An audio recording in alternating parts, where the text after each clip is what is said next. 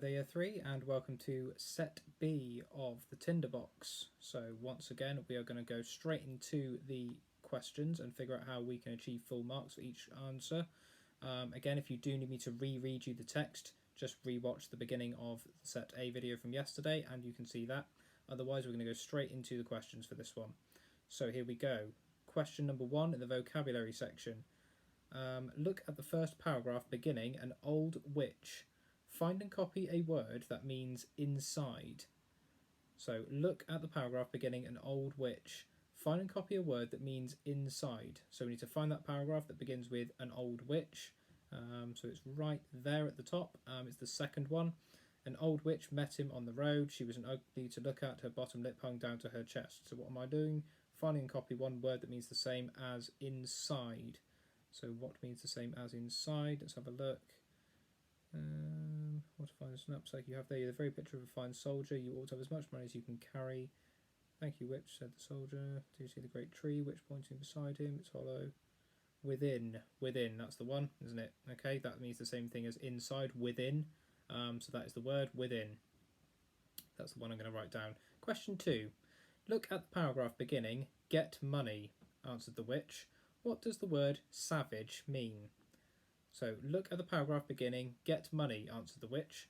What does the word savage mean? So, we did talk about this previously in the set A questions about savage, and we talked about the savage dogs, okay? So, basically, savage is a word that means something like dangerous, ferocious, fierce, violent, untamed, something like that, okay? So, to describe the dogs, okay? That's what savage means in that sentence. It's trying to describe the dogs as being quite nasty, quite dangerous, quite harmful creatures, okay? So, question 3. Which words tell you that the witch doesn't want the money? Which words tell you that the witch doesn't want the money? So, again, we need to look back through the text. Which words tell us that the witch doesn't want the money? So, if we just have a look down, it was towards the end, I believe. Yeah, it's that paragraph on its own, isn't it? So right there, yes, I am, replied the witch. Not a single farthing will I take. So which words tell us the witch doesn't want the money? It says there, not a single farthing will I take. Now, a farthing is a bit more, it's a sort of currency we haven't used because we're a lot older than our generations that might have used farthings. But farthing was basically another sort of word for a type of coin. So farthing, okay? So not a single farthing will I take is the answer, okay? Because farthing is kind of...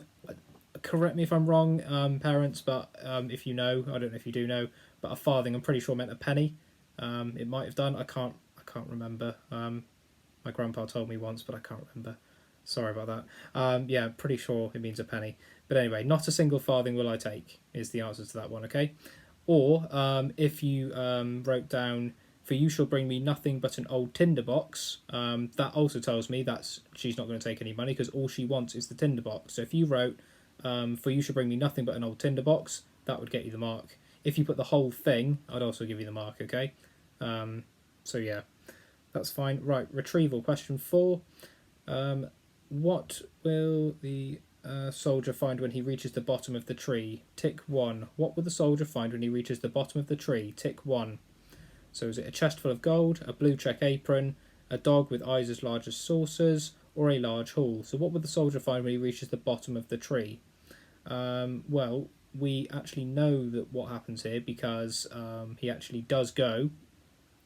If you look right at the end, when he goes down the bottom of the tree into the hole, he finds himself staring underground in the large hall. So it is a large hall, isn't it? The others are not true, okay?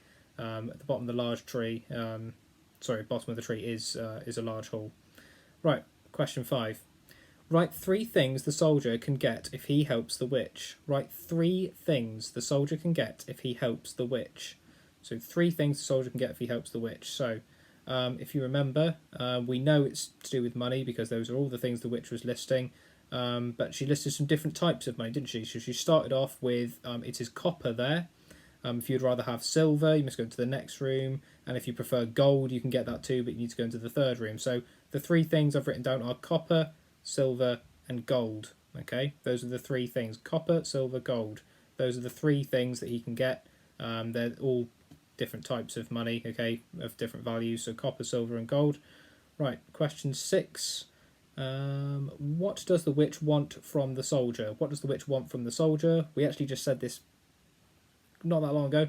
What does the witch want from the soldier? And it's in the title. It is the tinderbox, okay? So if you wrote down an old tinderbox, that was the correct answer, an old tinderbox. Because we know that's what the witch wants. She says, bring me nothing but an old tinderbox. So that's exactly what I wrote down, because I always retrieve and reuse the text. An old tinderbox is what I wrote down. If you just wrote tinderbox though, or a tinderbox, or the tinderbox, I'd also give you the mark, okay? Right, question 7, inference. Why does the soldier say, but what am I to give you, old witch, for surely you are not going to do this for nothing? Tick 2.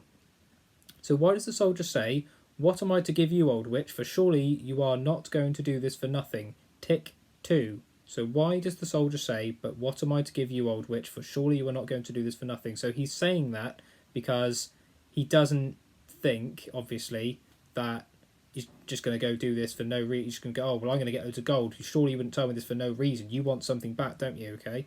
So the two options that are correct, the first one is he does not trust the witch. Okay. So that's why he's saying, well, surely you want something, because obviously you wouldn't send me down to get all this money. Surely you would want that, wouldn't you? Okay. So he doesn't trust the witch. He's a bit, you sort of switched on. He's thinking, well, no, not really. I think you obviously want something. You wouldn't send me there for no reason. So is it because he wants to give her a gift for her kindness? Doesn't say anything about that, so no. He doesn't want to help her. Well, he does, because he wants to go down, doesn't he? Okay, he goes, yeah, sure, I'll go down. So that's not true either. The only one it can be is the last one. He is worried about what he will have to give the witch. Okay, so he's thinking, well, if I'm going to get all this gold, surely you want me to give you some, don't you? You wouldn't just send me down here for no reason. You want me to share it. And then obviously she reveals she wants the tinderbox. So the two options to tick are he does not trust the witch, and he is worried about what he will have to give the witch. Those are the two correct answers. Question 8. How do you know the tinderbox is important? How do you know the tinderbox is important? So, again, you need to think about why the witch is sending him down there. So what is the witch actually offering him? Okay, what's the whole point? Why has she gone through this whole thing to tell him that you need to go and get this tinderbox for me? Okay, so here's what I wrote. I said, because the witch is offering lots of money, including gold, to help her get it. Okay, the witch is offering lots of money, including gold, to help her get it. So that's how we know that the tinderbox is important. She's literally offering him gold. She said, you can keep all the gold down there. I don't want any of it. I don't want any gold. I just want that tinderbox. Now, if the witch doesn't want any gold, surely that proves how important and special that tinderbox is to the witch. We don't know why. We don't know what it is. Maybe it's a magical thing. We don't know. But it's definitely important, isn't it? So that is why, okay? Because she's letting him keep all the money and she'll keep the tinderbox. So that's definitely why it's important. Okay, question 9. How do you know this text was written in the past? How do you know this text was written in the past? Now, if you thought this meant past tense, I would forgive you, because at first I thought that too. Okay, but it doesn't mean in the past tense. Okay, it does mean in the past, as in a long time ago in history. Okay, now the reason is because of the way it has been written. If you actually check the sort of language it's been used, it gives you lots of hints and clues that tells you this is written a long time ago. Okay, because of the language used. So here's what I wrote. I said, because the soldier wears an old-fashioned uniform, first of all, and the author uses words such as farthing, which we talked about earlier, set himself upon it, and ought to. These are not really sort of commonly used expressions today, okay, which tells us it was a long time ago this story was written. It was definitely written in the past, okay? So, summarising, question 10. Using the whole text, tick one box in each row to show whether each statement is true or false. So using the whole text, tick one box in each row to show whether each statement is true or false. So let's have a look through the statements. We've got the witch forced the soldier to help her. Well, I know straight away that isn't true, because we know the witch is offering him loads of gold and lots of money. That is definitely false, isn't it? Okay. The soldier didn't want the money in return for helping the witch. The soldier didn't want the money in return for helping the witch. That is also false, because we know the soldier does want the money, okay? The soldier actually does say, after the witch has finished explaining, come, this is not bad, okay? Which tells me that clearly he wants the money, doesn't he, okay? That's why he ends up going down in the first place. And the last one, I thought the last one was quite hard. The witch told the soldier the truth about what he would find. I thought that was quite a tricky one because it's a witch. I mean, we don't really trust the witch, do we? So I found that quite hard. However, the answer is true. Okay, the witch does tell the soldier the truth, and the reason we know that, because I had to think about it, I did have to think about this one, but the reason we know it is true is because if you think the level of detail that witch went into about going in, getting the tinderbox, here's all the dogs, they're in these specific places, and you can use my blue apron, she gives him a blue apron, you can do that, and you can help yourself get through, you'll be nice and safe. If you were lying, you wouldn't do all that, would you? Clearly it's true, isn't it? Okay, it has to be true. But I did think it was a bit of a tough one, that one, because it's a bit unsure. You know, even the soldier's not really trusting her, but it is true, okay? That the answer to that one is true. So your answers for that one should be false, false, true. Okay, question 11. Meaning as a whole. Draw lines to match each part of the story with the correct quotation from the text. So we've got past events, character and setting, and we've got our three options to line them up with. So we've got a large hall. It is light there, for there are more than 300 lamps burning. So is that past events, character, or setting? Well, if we're talking about it's a large hall, there's a light there, that one is talking about the setting, okay, which is where it is. It's describing where it is, isn't it? So that is setting, that one. The second one, my grandmother forgot last time she was down there. My grandmother forgot last time she was down there. I'm just going to double check the other one. She was very ugly to look at. Her bottom lip hung down to her chest. So, well, that one is an easy one, I think. Let's do that one first. She was very ugly to look at. Her bottom lip hung down to her chest. All we've got is past events or character. That is describing a character, isn't it? That's a character. Okay, she's very ugly to look at. It's describing the witch, isn't it? So that's the character to that one. Which means the last one has to be past events. My grandmother forgot last time she was down there. Last time, that is in the past, isn't it? Okay, so that's how it should be connected for all those ones. Right, question 12. So we've got 12A and a 12B. So we've got how are the dogs in the different rooms similar? Give one example for 12A. And then 12B, how are the dogs in the different rooms different? Give one example. So how are the dogs in the room similar?